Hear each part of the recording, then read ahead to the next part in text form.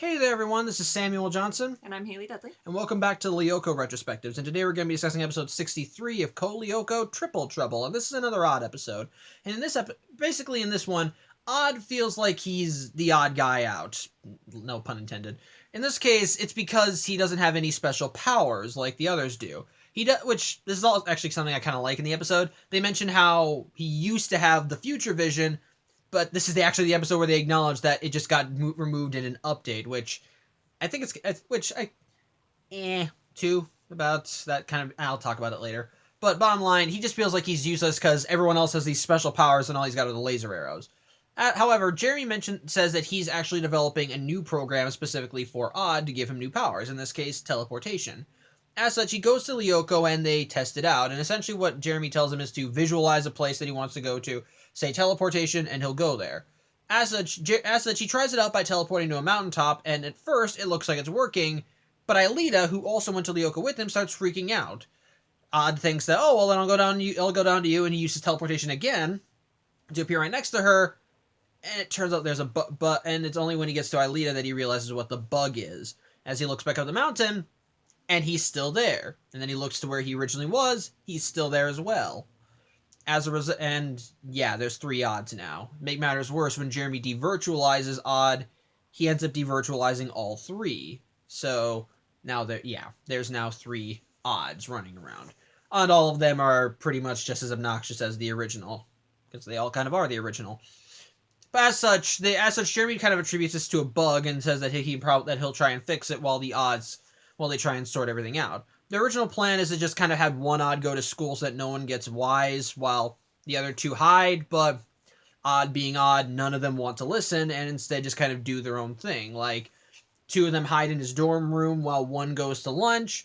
He pigs out, goes back, the next goes in and pigs out, but because the first guy ate too much, the lunch lady only gives him so much, and then when the third comes, she won't even give him anything.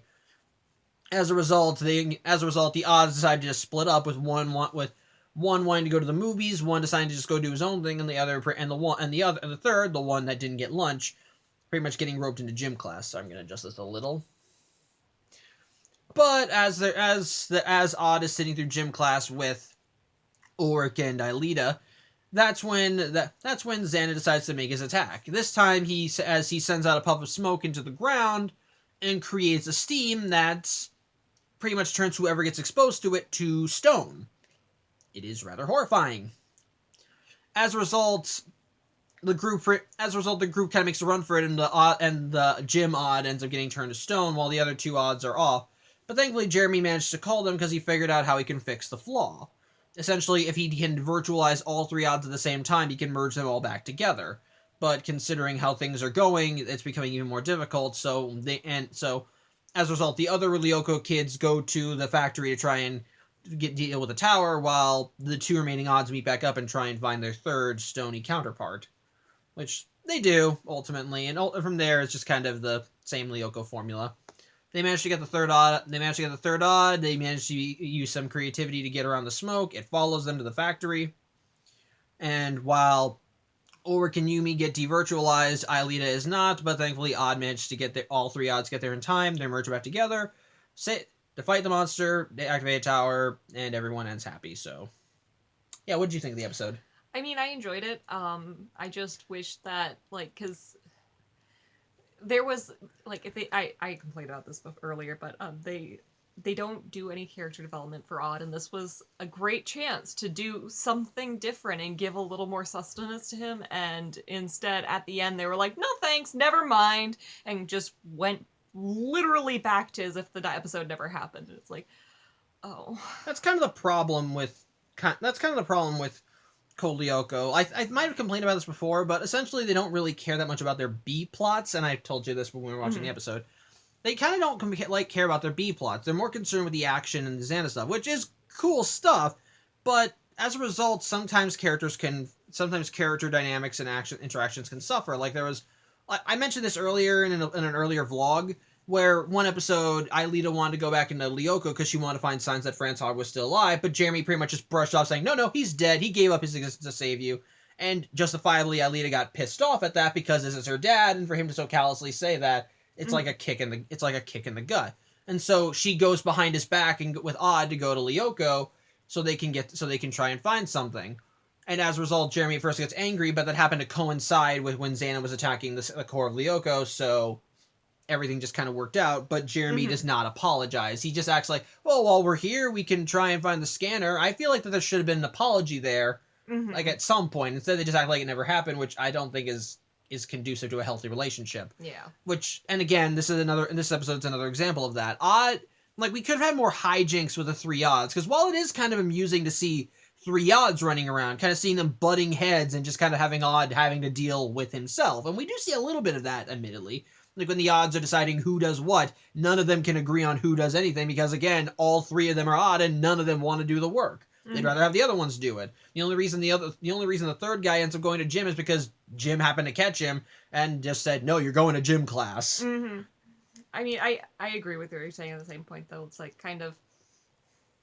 it's kind of frustrating because like it was like they had an opportunity and they started to do like different things with the odds splitting up and everything. Like when one went to the magazine shop and he had the run-in with the shop owner and stuff up and everything, that like came up later, you know, as a way to find him. But it more things like that could have happened in the span of the episode, I feel like, and even if you were still just working towards the whole end of everything goes back to normal.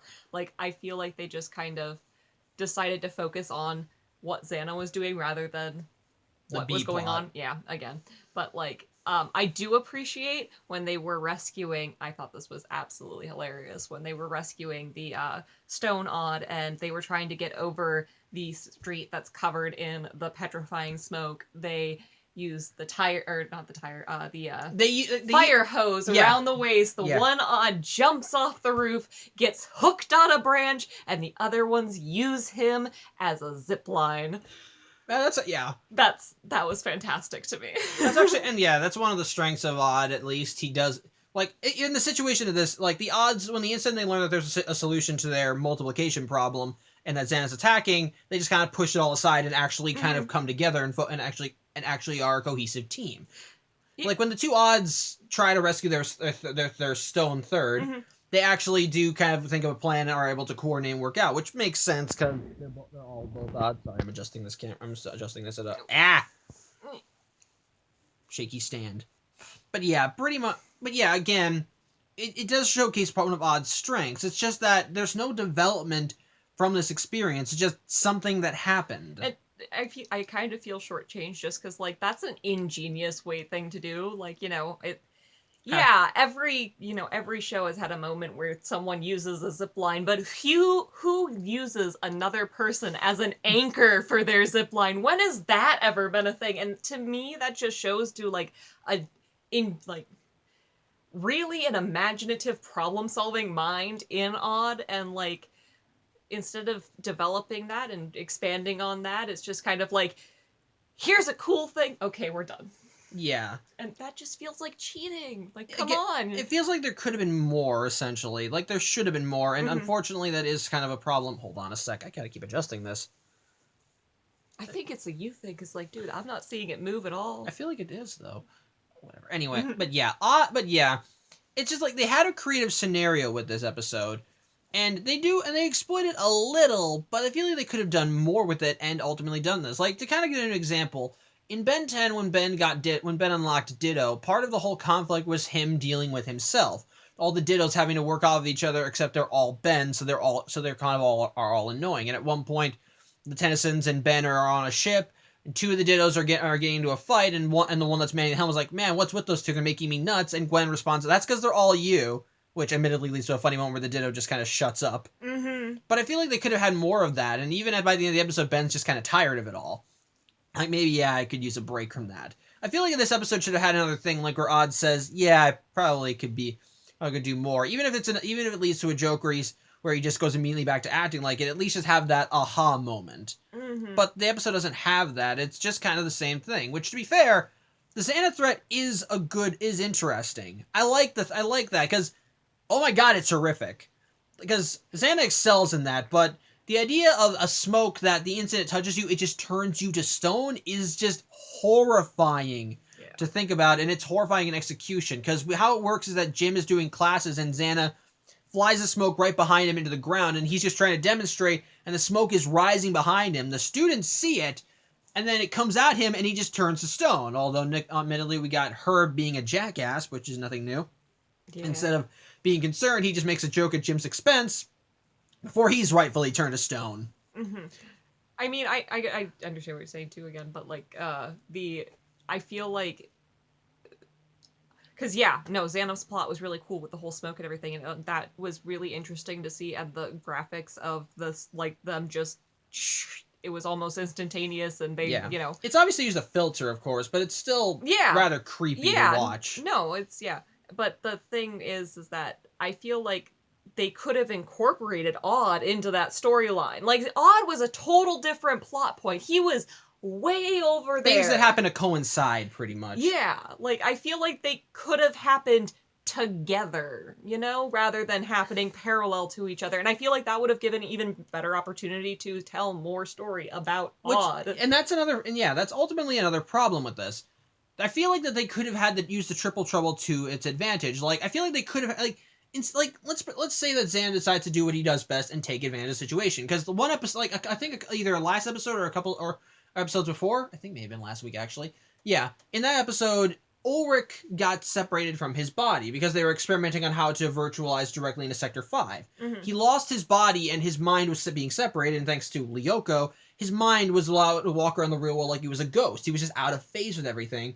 But his body was still on Lyoko, and Xana took advantage of that by possessing the body and having him directly attack the core of Lyoko. Mm-hmm. It had the plots coinciding while the B plot was going on, which was Ulrich trying to Ulrich possess Jim and tried to do that to appeal to his science teacher to give him another chance so he didn't get put in remedial classes. Mm-hmm.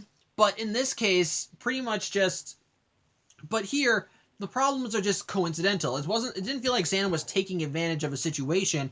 It felt like it just happened to be a Xana plot that happened to coincide with the Odd thing. Mm-hmm. Like, it really, to me, it seemed like the only connection was that one Odd got turned to stone. Like, if that didn't happen, they could have had their entire own storyline completely separate and never have interacted with the main main and story. I think that's ultimately the big problem. Yeah.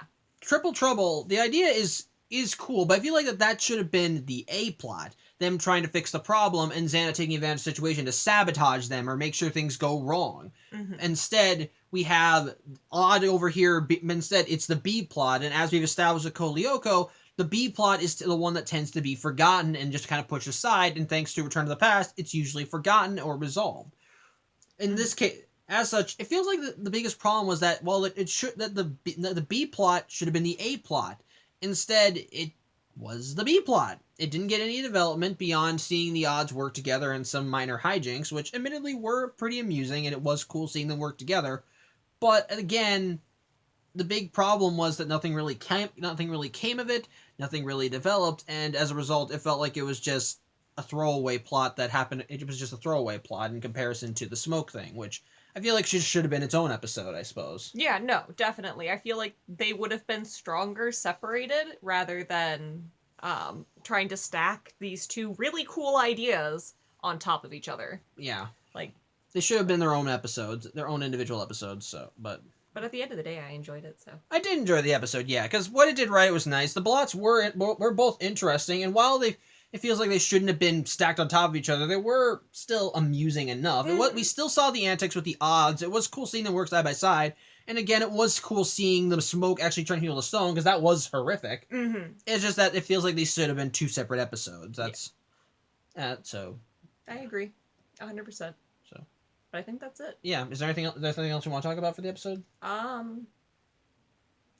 thought that Herb laughing when right after his gym teacher turned to stone. Like, who would do that? Herb would do that. Herb is a dick. No, but who would see someone turn to stone and laugh? Why would you laugh? No, I would not laugh. I would scream in terror because something has turned a human being to stone. And you're just, haha, no big deal. Yeah. Yeah, Herb's an asshole. And he has showcased he is an asshole on multiple occasions. Yeah. I just feel like there's being an asshole, And then there's having no sense of No, danger. no empathy. Well, even ignoring the empathy part, some unknown force has turned a man to stone in front of you, and Be you're not at impressed, the Dan. least bit concerned. To Like, quote Samuel L. Jackson from I forgot the movie. It's like, what happened here was a fucking miracle, and I want you to acknowledge it. Exactly. Like, well, except it wasn't a miracle. No. A man turned to stone, but still. I mean, yeah, but like some force might be standing right next to you for all you know that can turn you into a living statue, and you're just gonna be like, haha, cool. Not even living statue. I mean, we hope you're still alive after. Yeah, well, clearly there was something there because the odds were able to merge together despite one of them being a statue. Yes, I do wish. I think it would be funny. You had mentioned before to show the odds, all three of the odds going through the transporter. Rather Yeah, than because the that was live ones. Yeah, because that was something I found interesting. Because like when they merged back together, it kind of made me wonder: does Odd remember being all three of them or just being one of them? Because I feel like that'd be something interesting to talk about. Like when someone gets split apart, when he's brought together, does he retain the memories of all three or just one half? Mm-hmm.